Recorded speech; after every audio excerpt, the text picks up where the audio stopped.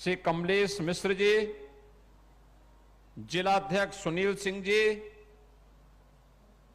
जिला पंचायत अध्यक्ष श्री नरेंद्र सिंह जी, कबीर धाम आश्रम से जुड़े हुए सभी सम्मान्य संतजन, श्रद्धालुजन और उपस्थित बहनों और भाइयों, आज ये मेरा सौभाग्य है कि मुझे कबीर धाम आश्रम लखीमपुर खीरी के इस स्मृति प्रकटोत्सव समारोह में आप सबका दर्शन करने का अवसर प्राप्त हो रहा है।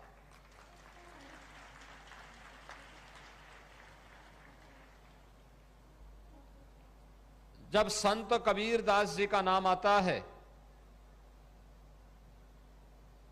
तो हम सबको मध्यकालीन एक ऐसे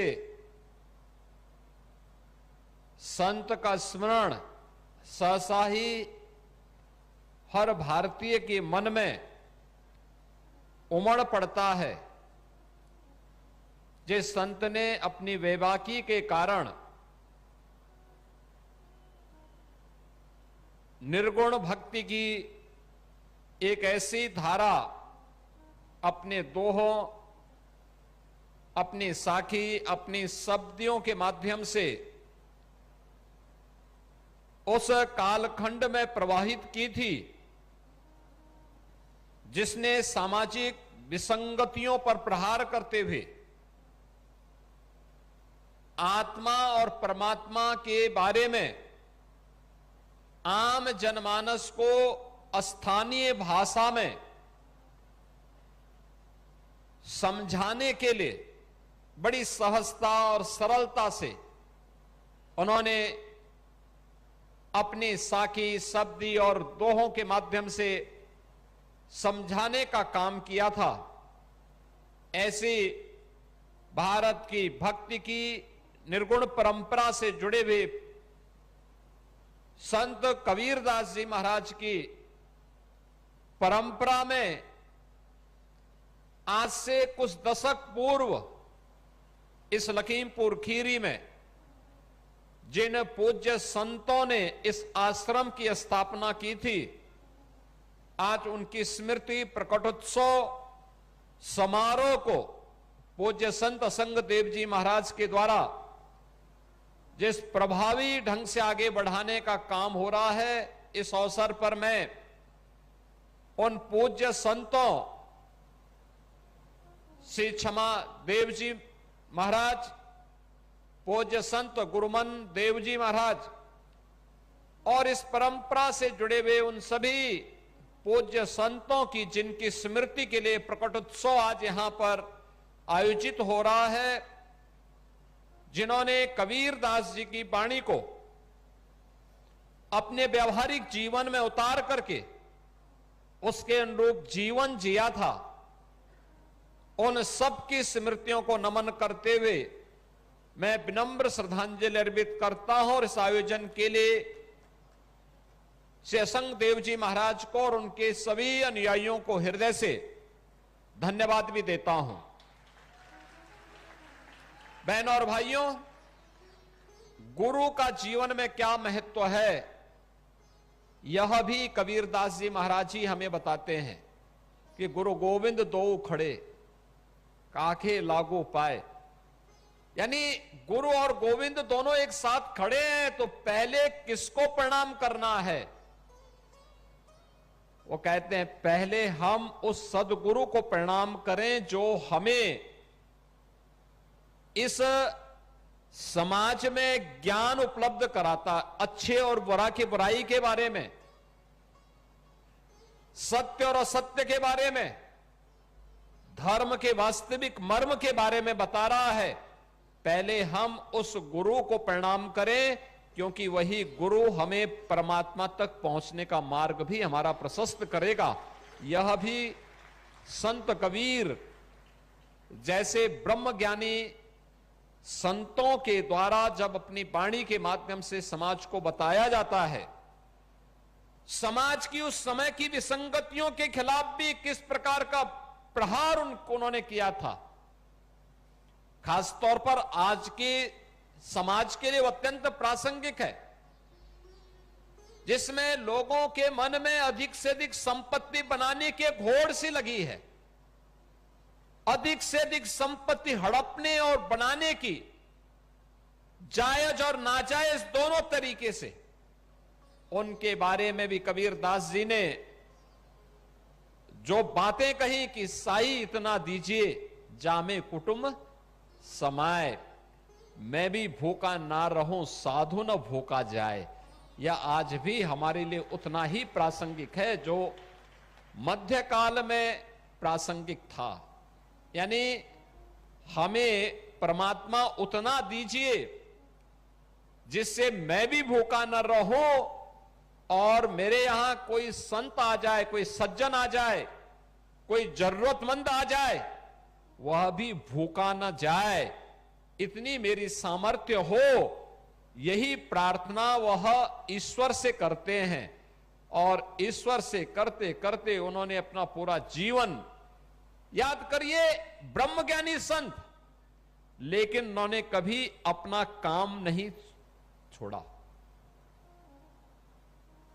जो उनकी वृत्ति थी उस वृत्ति से, क्योंकि कर्म को ही उन्होंने जीवन का सब कुछ माना। भारत के संतों की परंपरा ने हमें कर्म से विरत रहने के लिए कभी नहीं कहा। संत तुलसीदास जी भी इसी बात को कहते हैं, कर्म प्रधान विश्व को राखा, जो जस कर रहे सो तस फल चाखा। यानी कर्म ही जीवन का सब कुछ है। अच्छा कर्म करेंगे तो पुण्य प्राप्त होगा, बुरा कर्म करेंगे तो उस पाप के भागीदार बनने से आपको कोई रोक नहीं सकता। उस पाप का भागीदार तो बनना ही बनना पड़ेगा। यह भी भारत के ही संतों का उपदेश हम सब के लिए है। यह एक प्रेरणा है। और काशी की धरती पर जन्म लेकर के संत कबीरदास जी अपने अंतिम समय में वह मगहर आ गए थे। मगहर के बारे में मान्यता थी, गोरखपुर से सटे हुए जो आज संत कबीरनगर जनपद है, उस जनपद के मगहर के बारे में यह मान्यता थी कि वहां पर कोई मरता है तो सो नरक मिलता है। तो कबीरदास जी ने कहा कि मैं वही मगहर जाऊंगा, और वे मगहर गए। उन्होंने उस पाखंड पर प्रहार किया जो स्वर्ग और नरक के बारे में एक मान्यता थी, लोगों की एक भावना थी कि काशी में स्वर्ग मिलेगा और मगहर में नरक मिलेगा। उन्होंने कहा मैं उसी नरक में जाऊंगा। आज आप जाइए, मगहर में पूरा अमन चैन है, खुशहाली है। संत कबीरदास जी की समाधि स्थली भी है, और वहां पर डबल इंजन की सरकार ने, भारतीय जनता पार्टी की डबल इंजन सरकार ने आज कबीर पीठ की स्थापना और शोध केंद्र बना करके बहुत भव्य कार्यक्रम भी आयोजित किया।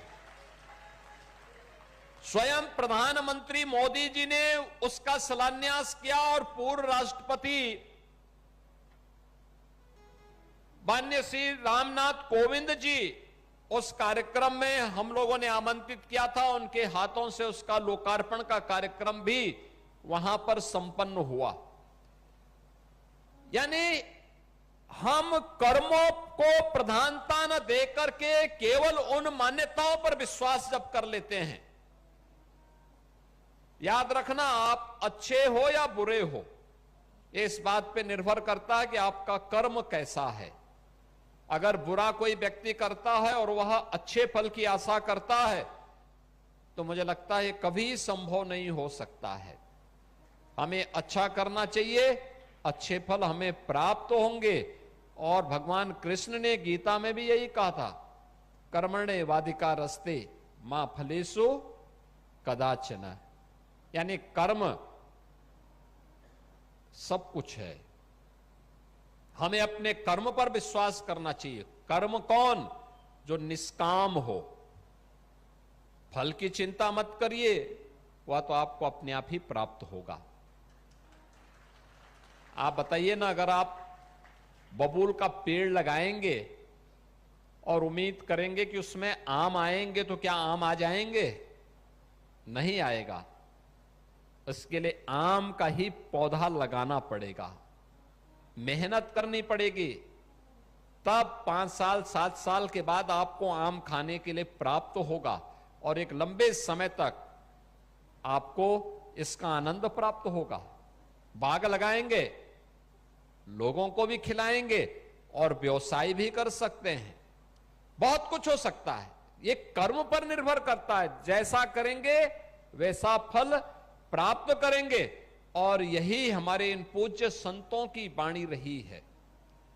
काशी की धरती ऐसे पूज्य संतों के ज्ञान से हमेशा ही समाज का एक मार्गदर्शक रही है।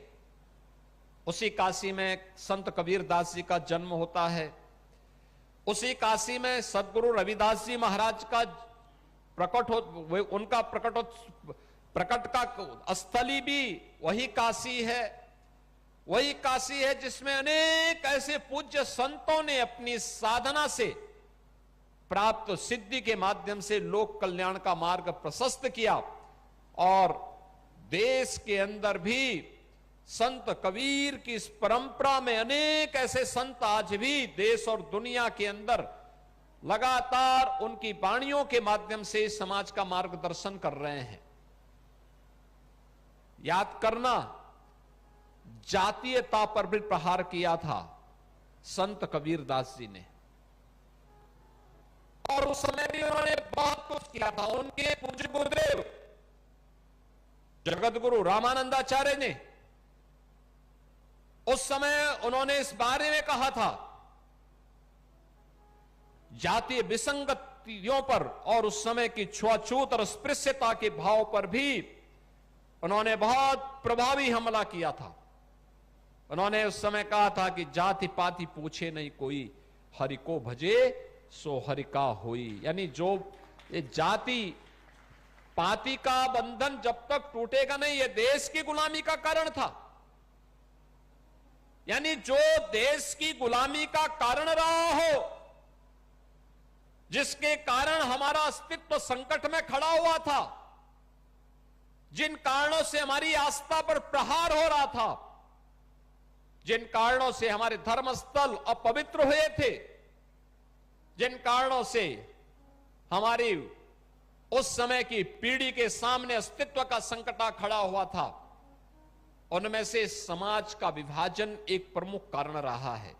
समाज का विभाजन जाति के नाम पर, छुआछूत और अस्पृश्यता के नाम पर, तमाम प्रकार के जो विभाजन थे, इस विभाजन से उभारने के लिए उस समय भी गुरु रामानंद जी महाराज ने, संत कबीरदास जी महाराज ने, सदगुरु रविदास जी महाराज ने, अन्य ऐसे अनेक पूज्य संतों ने, महाराष्ट्र की धरती पर भी तमाम ऐसे पूज्य संत हुए जिन्होंने उस समय के समाज को एक नई दिशा दी, और उनकी वाणी आज भी उतनी ही प्रासंगिक है जितना उस समय थी। उनकी प्रासंगिकता एक शाश्वत भाव के आधार पर है, और शाश्वत भाव हर देश, हर काल, हर परिस्थिति में समान रूप से लागू होती है। बहनों और भाइयों, आज जब हम यहां पर कबीर धाम आश्रम से के संस्थापक पूज्य संतों की स्मृति प्रकटोत्सव कार्यक्रम के साथ जुड़े हुए हैं, उन स्थितियों में हम सबका दायित्व बनता है।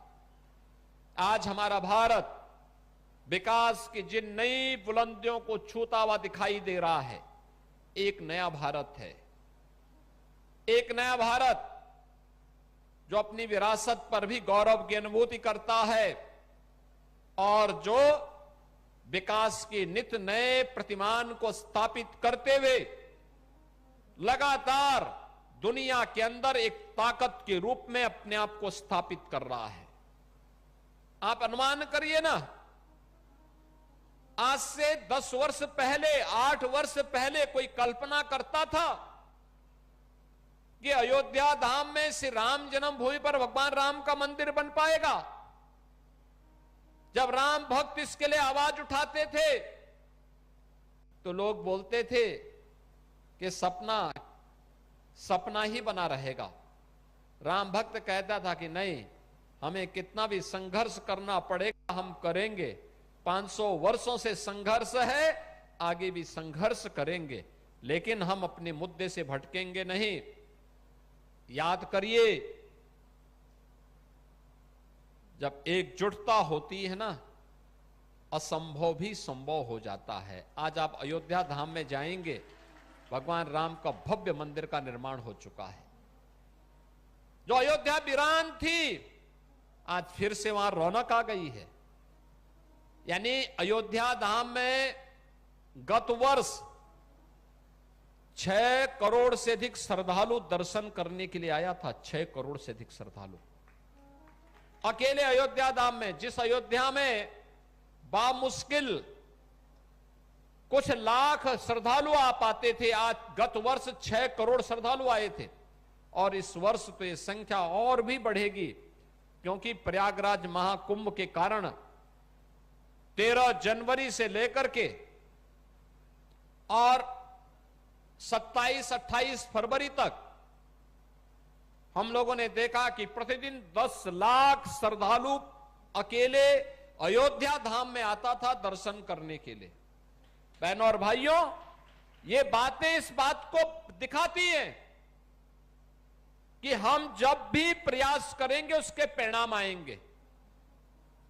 यानी कोई भी व्यक्ति जो इन धार्मिक स्थलों में जा रहा है, श्रद्धा भाव के साथ जा रहा है, निष्काम भाव के साथ जा रहा है, वह सही मार्ग पर ही जाएगा, सही दिशा में ही जाएगा, भटकेगा नहीं। किसी विदेशी ताकत के द्वारा उसको खरीद फरोख्त नहीं किया जा सकता। उसको समाज की मुख्य धारा से कोई भटका नहीं सकता है। और इसीलिए समाज की आस्था पर प्रहार करने के लिए समाज विरोधी तत्वों के द्वारा लगातार आज भी प्रयास हो रहे हैं, लगातार प्रयास हो रहे हैं। एक बांटने की साजिश, जाति आधार पर समाज को विभाजित करने की साजिश, लगातार प्रहार हो रहे हैं। और दूसरी ओर आस्था पर प्रहार। आप देख रहे होंगे लगातार कुछ न कुछ ऐसी टिप्पणी जो भारत की सनातन आस्था को आहत करती हो, भारत और भारतीयता को अपमानित करती हो। इस प्रकार की साजिशें लगातार हो रही हैं। लेकिन हम सबको चाहिए कि सबसे पहले अपनी कमियों को हम दूर करें। बीमारी अगर कहीं पे है, समय रहते उसका उपचार होना चाहिए। ये बीमारी इससे पहले कैंसर बने और असाध्य हो, हमें उसको पहले स्टेज में ही पूरी तरह रोकना चाहिए, उसका उपचार करना चाहिए। और अगर हमने समय रहते उपचार कर लिया तो वही बाद में बड़ा घाव बनने या कैंसर बनने से हम उसको रोक सकते हैं। जो विसंगतियां हैं लंबे समय तक, लाखों वर्षों का जिस समाज का इतिहास रहा हो, स्वाभाविक रूप से उसके साथ समय के अनुरूप बहुत सारी अच्छाई के साथ साथ कुछ बुराइयां भी आ गई होंगी। उन बुराइयों को हमें समय समय पर संतों की वाणी के माध्यम से, परिमार्जन का मार्ग भी हमें उसके माध्यम से निकालना है, उसका समाधान का रास्ता निकालना है और उस मार्ग का अनुसरण करना है जो हमें सन्मार्ग पर चल करके लोक कल्याण के लिए और अंततः राष्ट्र कल्याण के लिए समर्पित कर सके। अभी यहां पे असंग देव जी महाराज जब बोल रहे थे तो उन्होंने कुछ बातें कही, गो सेवा की बात भी की। अपने माता पिता की सेवा की बात भी की, समाज के प्रति समर्पित भाव के साथ कैसे कार्य करना है इसके बारे में भी वो कह रहे थे। और अंततः सभी समस्याओं का समाधान एक ही है कि हम सब अपने आप को अपने राष्ट्र के प्रति समर्पित कर दें। राष्ट्र भक्ति के प्रति समर्पण का भाव सभी मनोकामनाओं की पूर्ति का एक माध्यम है। और यही तो भारतीय मनीषा ने कहा था, माता भूमि पुत्रोहम पृथिव्या। ये धरती हमारी माता है, ये केवल राष्ट्र एक टुकड़ा नहीं है, ये जमीन का एक टुकड़ा नहीं है, ये हमारे लिए मातृभूमि है, ये हमारी पितृभूमि है, ये हमारी पुण्य भूमि भी है। और मातृभूमि के प्रति, अपनी धरती माता के प्रति यह भाव हर भारतीय के मन में होना चाहिए। जैसे कोई भी भारतीय यह स्वीकार नहीं कर सकता कि उसकी मां को कोई गाली दे, कोई भी भारतीय इस प्रकार की बातें स्वीकार नहीं कर सकता है कि उसकी पितृ परंपरा को कोई अपमानित करे। कोई भी भारतीय यह स्वीकार नहीं कर सकता है कि उसकी आस्था के केंद्रों को कोई अपमानित करने का दुस्साहस करे। जब स्वीकार नहीं कर सकता तो स्वाभाविक रूप से उसके मन में यह भाव भी आना चाहिए कि धरती हमारी माता है, इस धरती के प्रति हमारे कुछ कर्तव्य भी है।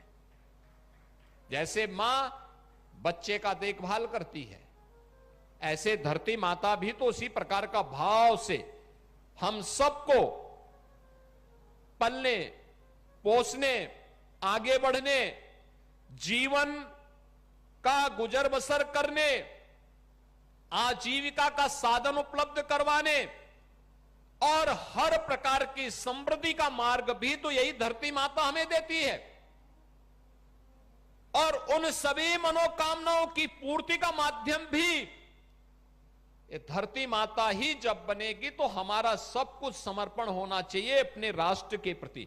जिन कारणों से राष्ट्र की एकता और अखंडता कमजोर होती हो, जिन कारणों से हमारा देश कमजोर होता हो, उन कारणों से अपने आप को दूरी करना, उन कमियों को दूर करना, उन कमियों को समय रहते हुए समाधान निकाल देना अगर हम करते हैं तो जिस देश की आजादी के लिए हजारों नौजवानों ने अपना बलिदान दिया, जिस देश की सुरक्षा के लिए आज भी हमारे लाखों सैनिक सीमाओं की सुरक्षा के लिए दिन रात की परवाह के बगैर, सर्दी गर्मी बरसात की परवाह के बगैर भारत की सीमाओं पर डटे हुए हैं, सम और विषम परिस्थितियों का सामना करते हुए भी जहां पर टेम्परेचर -40 डिग्री तक नीचे गिर जाता है या रेगिस्तान में मई और जून में टेम्परेचर 50 डिग्री से ऊपर चढ़ जाता है, वहां पर भी सम और विषम परिस्थितियों का सामना करते हुए भारत का सैनिक जब भारत की सुरक्षा के लिए लग करके कार्य करता है तब हम चैन की नींद सोते हैं, तब हर भारतीय अपने आप को सुरक्षित महसूस करता है। और ये लंबे समय से लगातार ये चला आ रहा है। क्या उस देश के प्रति हम अपने कर्तव्यों का एहसास अपनी वर्तमान पीढ़ी को या हर भारतीय के मन में करा पाएंगे? अगर ये भाव हमारे मन में आता है, कोई कारण नहीं कि भारत दुनिया की एक ताकत बन करके न उभरे। और पिछले 11 वर्षों में आपने भाव देखा होगा, लगातार 2014 के पहले जिस देश के बारे में लोगों के मन में प्रश्न खड़े होते थे, क्या होगा भारत का, दुनिया की दूसरी सबसे बड़ी आबादी का देश कहां जा रहा है, व्यापक भ्रष्टाचार 2014 के पहले, पहचान का संकट, आम जन को शासन की सुविधाओं से वंचित करने का कुत्सित प्रयास, आस्था पर होने वाले प्रहार, लगातार भ्रष्टाचार और बेईमानी के नित नए कीर्तिमान स्थापित हो रहे थे।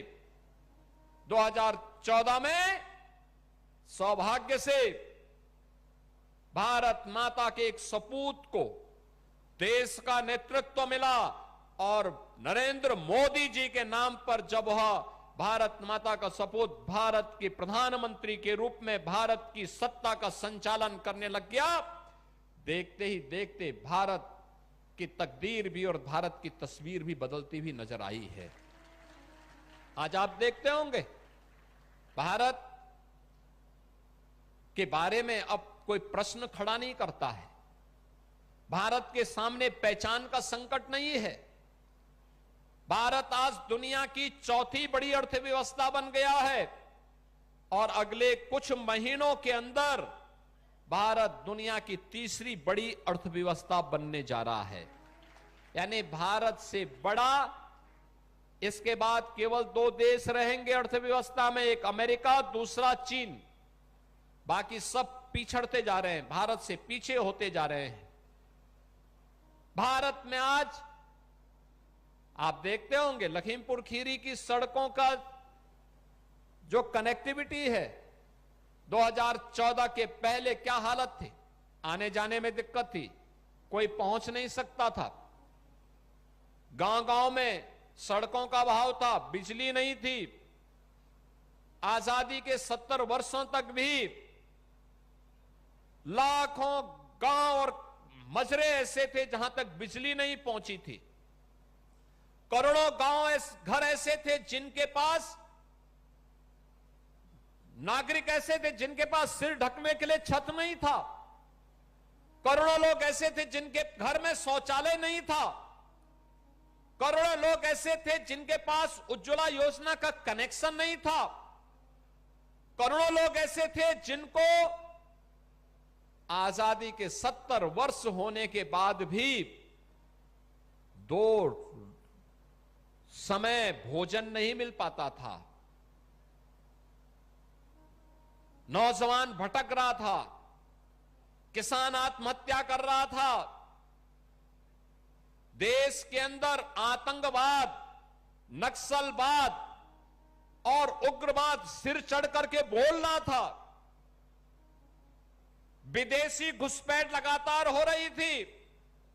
भारत की सीमाओं पे भारत के दुश्मन लगातार भारत को चुनौती देते थे। भारत की आस्था अपमानित होती थी। सत्ता में आने का उद्देश्य ही हो गया था भारत की एकता और अखंडता को चुनौती देना, भारत को अपमानित करना। लेकिन सौभाग्य से मोदी जी देश के प्रधानमंत्री बने। आज नौजवान रोजगार प्राप्त कर रहा है। आज किसान खुशहाली का जीवन व्यतीत कर रहा है। लागत का 1.5 गुना दाम एमएसपी के रूप में उसको क्रय केंद्रों में प्राप्त हो रहा है। आज श्रमिकों के सम्मान की रक्षा हो रही है। नए उद्योग लग रहे हैं।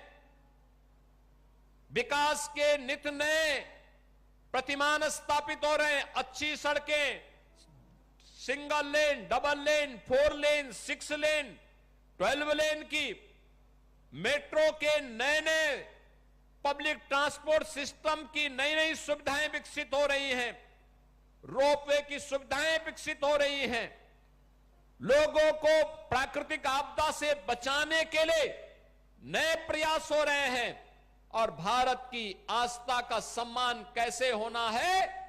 काशी में काशी विश्वनाथ धाम, अयोध्या में श्री राम जन्मभूमि में भगवान श्री राम की जन्मभूमि के साथ साथ पूरी अयोध्या को वैश्विक नगरी के रूप में स्थापित करने का कार्य।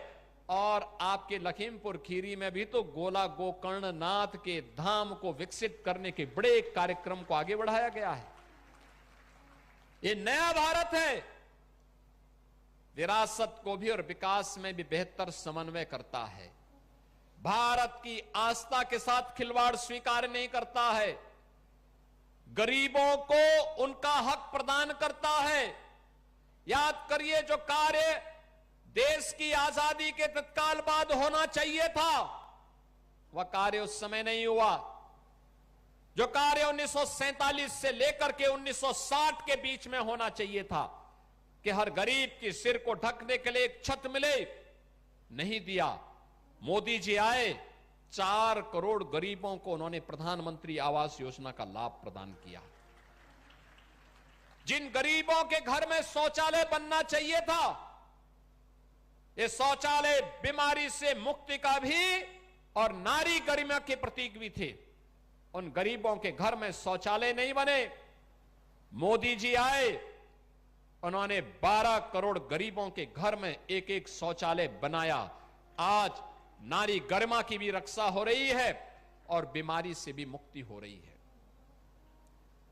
यानी जगह जगह शौच करने से जो गंदगी होती थी, उससे जो बीमारियां पैदा होती थी, इंसेफ्लाइटिस एक बीमारी थी जिसमें लखीमपुर खीरी भी जनपद था, जहां पर सैकड़ों बच्चे इस बीमारी की चपेट में आते थे और यही सीजन हुआ करता था जब ये मौतें होती थी। आज बीमारी पर पूरी तरह नियंत्रण, क्योंकि हर घर में शौचालय बन गया है, नारी गरिमा की भी रक्षा हुई है और बीमारी से भी मुक्ति मिली है। कोई सोचता था कि धुएं से मुक्ति मिलेगी, कोई लकड़ी से, कोई कोयला से, कोई गोबर के गोईठे से भोजन बनाने के लिए मजबूर होता था। बरसात होती थी, घर भूखों सोता था, क्योंकि लकड़ी नहीं, ईंधन नहीं, केरोसिन ब्लैक होता था, ब्लैक हो जाता था। आज तो हर परिवार को, भारत के अंदर 12 करोड़ परिवारों को और उत्तर प्रदेश में 1 करोड़ 86 लाख परिवारों को उज्ज्वला योजना में फ्री में कनेक्शन मिले। और उत्तर प्रदेश में हम लोग उन परिवारों को दीपावली और होली के अवसर पर फ्री में सिलेंडर भर करके उपलब्ध करवाते हैं। सिलेंडर भरा हुआ सिलेंडर उपलब्ध करवाने का काम करते हैं। दुनिया में बड़े बड़े देश हैं, विकसित देश हैं, वे अपनी जनता को फ्री में वैक्सीन कोरोना में नहीं दे पाए। वे अपने नागरिकों के लिए फ्री में राशन की सुविधा नहीं उपलब्ध करवा पाए। भारत एकमात्र देश है जिसने अपनी पूरी 140 करोड़ की आबादी के लिए वैक्सीन की सुविधा भी उपलब्ध करवाई, फ्री में वैक्सीन की सुविधा, और 2020 से ही फ्री में राशन की सुविधा का लाभ भी प्रदान कर रहे हैं। 80 करोड़ लोग फ्री में राशन की सुविधा का लाभ प्राप्त कर रहे हैं। भारत अकेले देश है जहां पे 50 करोड़ लोग आयुष्मान भारत की 5 लाख रुपए की स्वास्थ्य की सुविधा प्राप्त कर रही है। यह कार्य 2014 के पहले भी हो सकता था, लेकिन नहीं, क्योंकि लोगों के मन में यह भाव नहीं था। उस समय तो हिंदू आस्था को अपमानित करना, भारत की आस्था को अपमानित करना, भारत और भारतीयता को कोसना ही और देश के खजाने को लूटना ही उन लोगों ने, जो लोग उस समय सत्ता में थे, उन लोगों का एकमात्र कर्तव्य हो गया था। मोदी जी आए, भारत में समृद्धि भी आई, गरीब कल्याणकारी योजनाओं के माध्यम से हर गरीब के लिए, हर गांव के लिए, हर किसान के लिए, हर नौजवान के लिए, हर महिला के लिए योजनाओं का अंबार भी आया। आज नया भारत दुनिया के अंदर अपनी ताकत का एहसास करा रहा है, और यह तब होता है जब मन में राष्ट्रीयता का भाव हो, राष्ट्र सर्वोपरि का भाव हो। यह तभी होता है, और यही तो प्रेरणा है हमारे पूज्य संतों की। भारत की ऋषि परंपरा की यही प्रेरणा है। माता भूमि पुत्रो हम पृथिव्या, ये धरती हमारी माता है, हम सब इसके पुत्र हैं। यही भाव जब हर व्यक्ति के मन में आता है, तब यह परिणाम सामने आता है। नहीं तो इससे पहले लोग कहते थे कि राम तो हुए ही नहीं, कृष्ण हुए ही नहीं। अयोध्या के बारे में, अयोध्या धाम के बारे में किस किस प्रकार की टिप्पणी होती थी आप याद करिए। आज हमारी सरकार है, उत्तर प्रदेश में डबल इंजन की सरकार है। हमने कहा भी हर धर्म स्थल का सुंदरीकरण होना चाहिए, वहां पे जनता को सुविधा मिलनी चाहिए, यात्री विश्रामालय बनने चाहिए, रेन बसेरे बनने चाहिए, और हर प्रमुख स्थलों का हम पुनरुद्धार और सुंदरीकरण के बड़े कार्यक्रम को पर्यटन और संस्कृति विभाग के माध्यम से आगे बढ़ाने का काम कर रहे हैं। क्या काशी, क्या अयोध्या, क्या कुशीनगर, क्या नैमिषारण्य, क्या सुखतीर्थ, क्या मथुरा, वृंदावन, बरसाना, गोकुल, बलदेव, गोवर्धन, इन सभी स्थलों के साथ साथ हम लोगों ने हर एक उस स्थल के लिए जहां पे आम जनमानस की आस्था है वहां पर धनराशि उपलब्ध करवाने का काम किया है। हम लोग बाराबंकी में, महादेवा में भी कार्य कर रहे हैं। लेकिन इससे पहले पैसा कहां जाता था?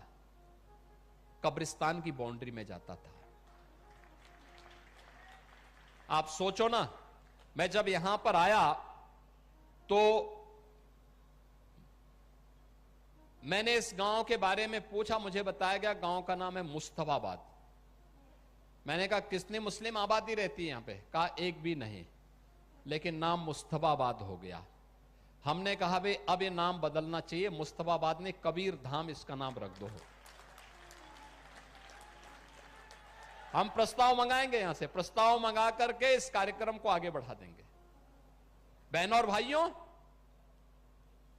यही है आत्मीयता का भाव। उन लोगों ने अयोध्या को फैजाबाद किया था, प्रयागराज को इलाहाबाद किया था, कबीर धाम को मुस्तफाबाद किया था।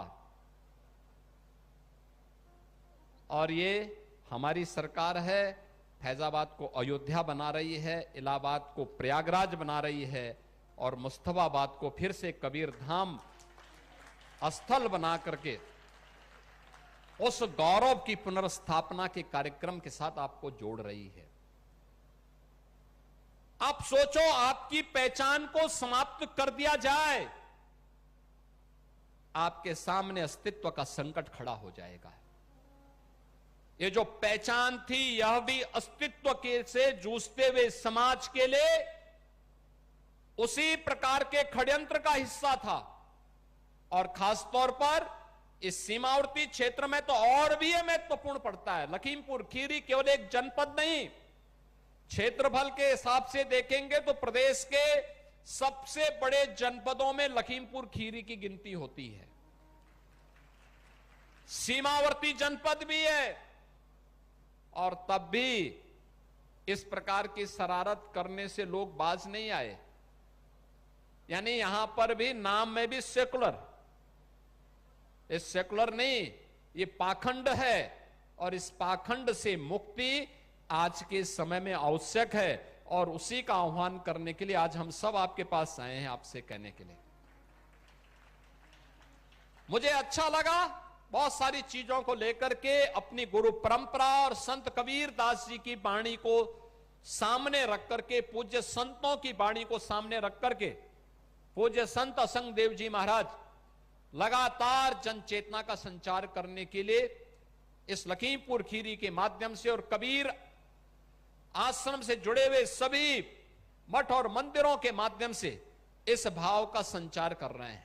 और मैं अक्सर देखता था, जब भी मैं लखीमपुर खीरी आया हूं, मैं लगातार इस बात को देखता था कि उनके सभी संतों के मन में एक जज्बा है, देश के लिए कुछ करने की एक तमन्ना है, देश के लिए राष्ट्रीयता के उस भाव के साथ जुड़ने का एक अंतःकरण से उनके मन में एक नई तमन्ना देखने को मिली। मैं अक्सर देखता था, मुझे गोला कई बार आने का अवसर प्राप्त हुआ, लखीमपुर खीरी में बहुत बार आने का अवसर प्राप्त हुआ। बाढ़ की समस्या से जूझ रहे लखीमपुर खीरी में आपने देखा होगा, अच्छी सरकार होती है कैसे समाधान होता है। इस बार शारदा नदी में हम लोगों ने बाढ़ नहीं आने दी, बरसात पिछली बार से ज्यादा हुई, रोमी साहनी जी उस समय बहुत चिंतित थे, कहते थे क्या होगा।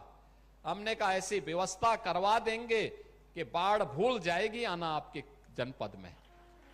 और बहनों और भाइयों, आपने देखा होगा हमने पूरी नदी को चैनलाइज किया, वहां पे चैनल बनाया। इंजीनियर सुनने को तैयार नहीं हो रहे थे, कह रहे साहब नहीं जमीन लेंगे। हमने कहा एक गरीब की जमीन ले लेंगे तो बाढ़ से बचाने का क्या काम आप कर पाएंगे। अरे जब उसकी जमीन ही चली जाएगी, एक गरीब के लिए तो जमीन ही सब कुछ है। हमने कहा जमीन किसी किसान की नहीं लेंगे, किसान को उसकी खेती बाड़ी करने के लिए जमीन देंगे, लेकिन बाढ़ की समस्या का भी समाधान निकालेंगे। और वह निकालेंगे नदी को ड्रेजिंग करके और चैनलाइज करके। आपने देखा होगा हमने ड्रेजर मंगवाए प्रयागराज से, मैं स्वयं मौके पे आया था, सभी यहां के हमारे जनप्रतिनिधिगण गए, और परिणाम क्या कि वहां पर शारदा नदी में पूरी मशीनरी एक साथ लगी। आप सोचो, जिस कार्य के लिए सिंचाई विभाग के बड़े बड़े इंजीनियर कहते थे कि 160 करोड़ खर्च होगा, उसको हम लोगों ने 18 से 20 करोड़ में ही पूरा करके बाढ़ की समस्या का स्थायी समाधान करवा दिया है। बहनों और भाइयों, कार्य करने की नियत होनी चाहिए, परिणाम अपने आप सामने आते हैं। और परिणाम सामने आने के लिए इन पूज्य संतों के सानिध्य में आप काम करिए।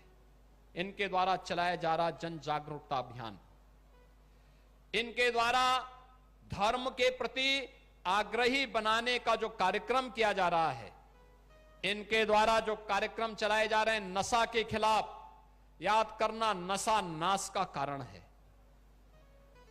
नशा नाश का कारण है। तमाम प्रकार से प्रहार हो रहे हैं,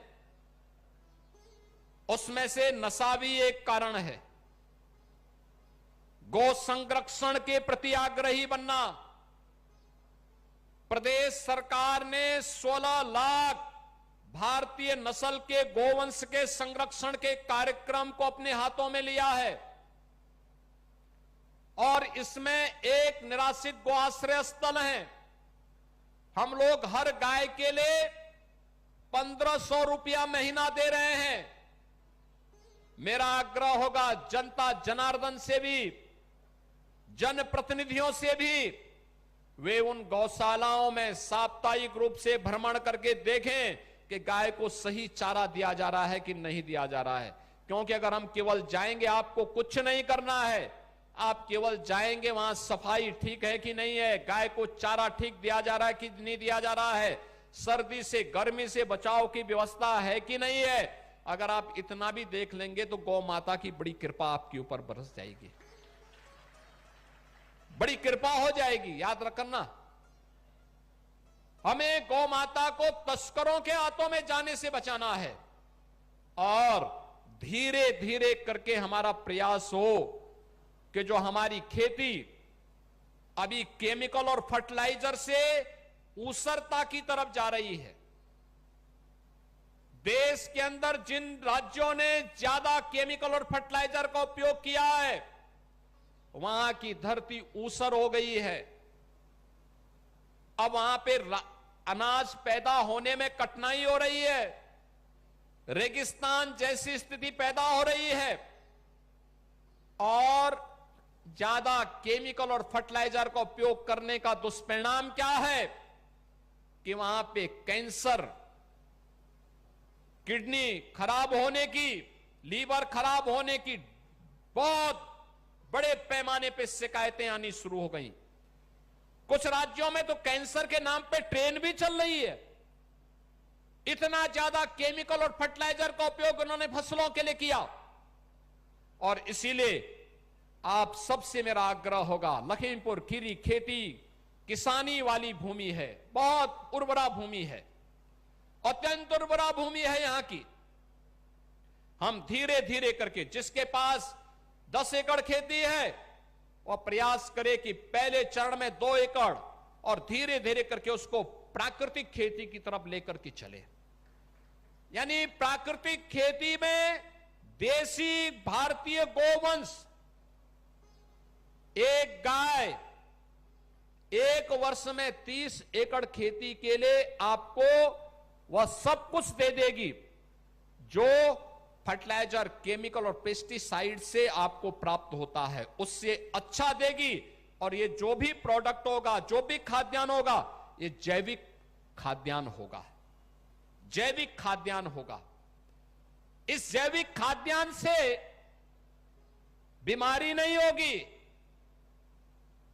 आपको उस दिशा में आगे बढ़ने का प्रयास करना चाहिए। यह भी एक राष्ट्रभक्ति है।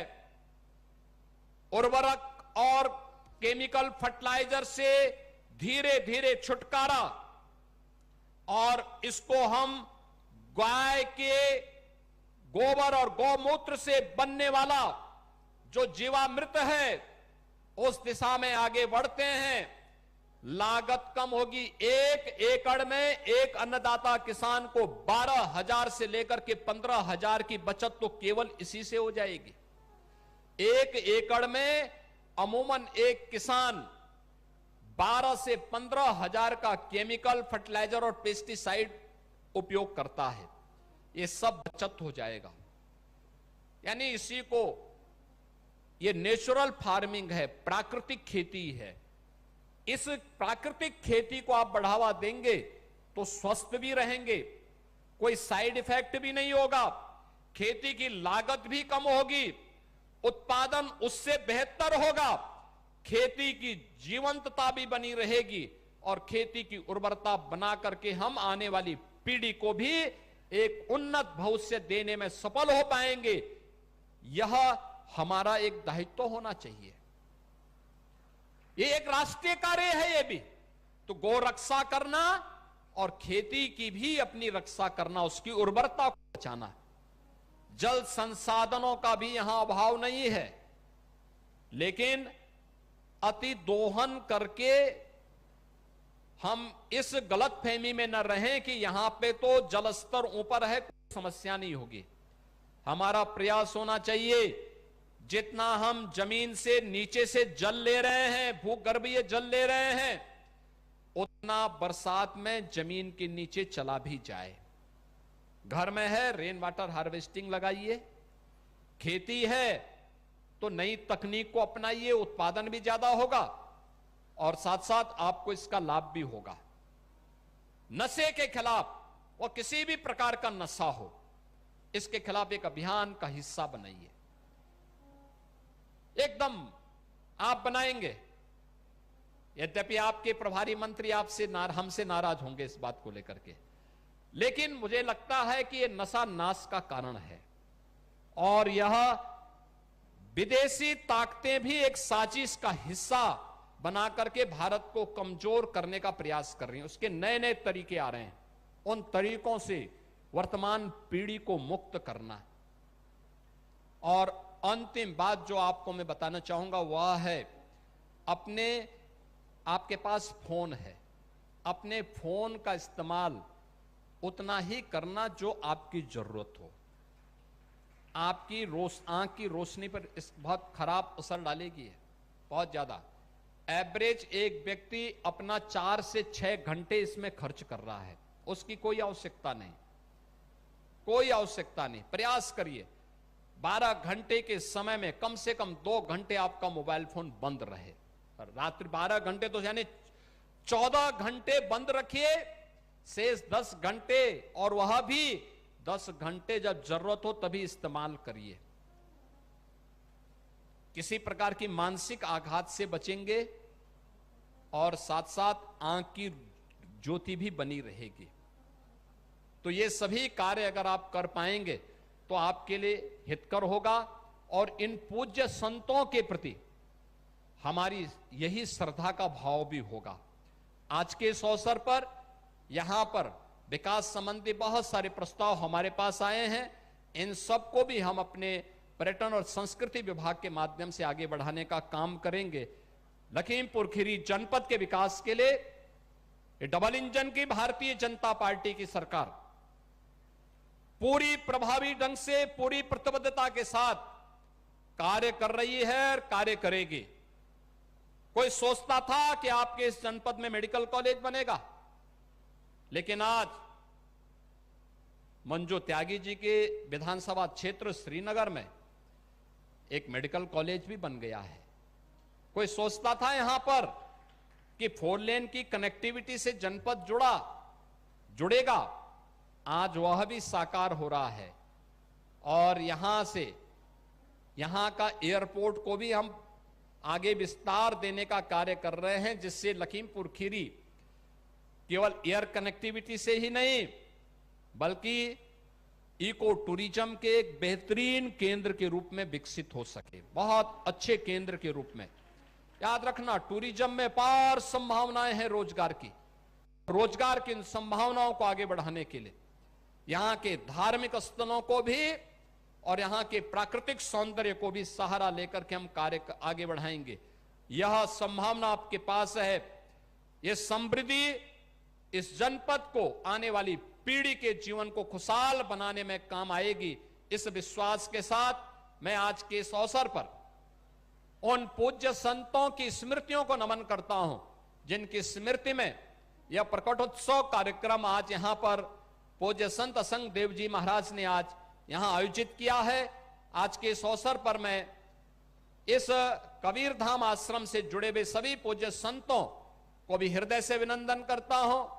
जनप्रतिनिधियों का खास तौर पर जो विकास के लिए इस जनपद में रुचि लेकर के पूरी प्रभावी ढंग से कार्य करते हैं, उन सबको भी मैं हृदय से धन्यवाद देते हुए आप सबके प्रति मैं अपनी शुभकामनाएं देता हूं। आज सूर्य षष्ठी भी है। बहुत सारे लोग छठ के आयोजन के साथ जुड़े होंगे और खासतौर पर लखीमपुर खीरी में तो पूर्वी उत्तर प्रदेश और बिहार की काफी बड़ी संख्या रहती है। उन सभी को, आप सभी को मैं इस अवसर पर सूर्य षष्ठी की भी हृदय से बधाई देता हूं, अपनी शुभकामनाएं देता हूं। पूरे प्रदेशवासियों को भी सूर्य षष्ठी की बधाई और शुभकामनाएं देते हुए अपनी बारी को देता हूं विराम।